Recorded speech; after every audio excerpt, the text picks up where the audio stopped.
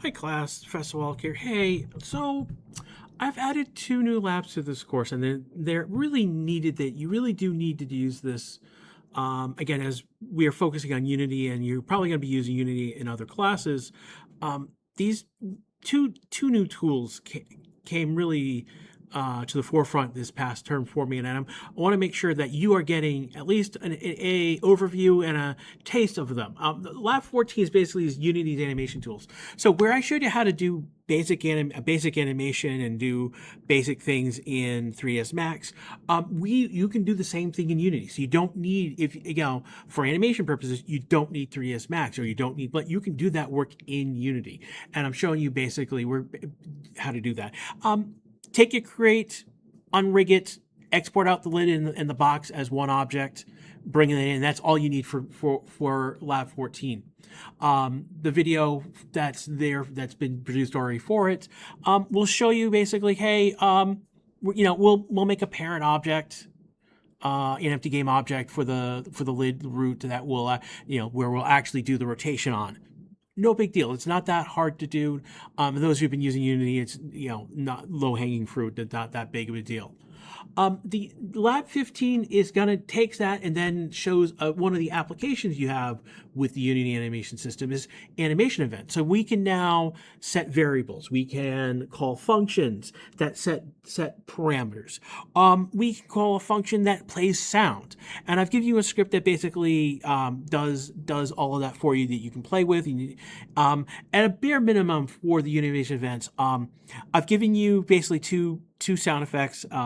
Basically, they're 2 wave clips of me saying close and open. And that's just not so that you're not focused on what the sounds are, that you can play a sound. And I've got a script basically set up that when you call the function, it plays the sound as long as the property has been set. Not that big a deal. But the idea is that you're calling a function. The Unity event is calling a function from a script. And that's pretty much, and that details are in the video that I produced as well. The other one is that I've got another video here where basically, if you've got animations that you built in 3ds Max and you want to apply animation events to them, I explain the process, what's going on, what's holding you back, and what then you need to do in order to get that working. And it's basically the best of both worlds. You could have someone who's really skilled in 3ds Max or Blender or Maya do their animations there, and then you can import it in and you can update, change, do what you need to do with the animations, including add animation events as you see fit. So it's the best of both worlds in this scenario. All right. Again, now both of these labs are due on May 1st. So that's the last Friday before finals week. So that gives you final week's basically a chance if you need time to get all of this done. If we look at labs, let me scroll up just for a moment. Labs 11, 12, 13. I mean, this is the rigging lab. This was the animation lab, and this is basically the pipeline. I have spread these over again, 17th, 24th, May 1st. This is really a week long lab between all of these. I mean, they're really, I mean, if you get lab 12 done and then you do 13 and then you finally get to 4, cool.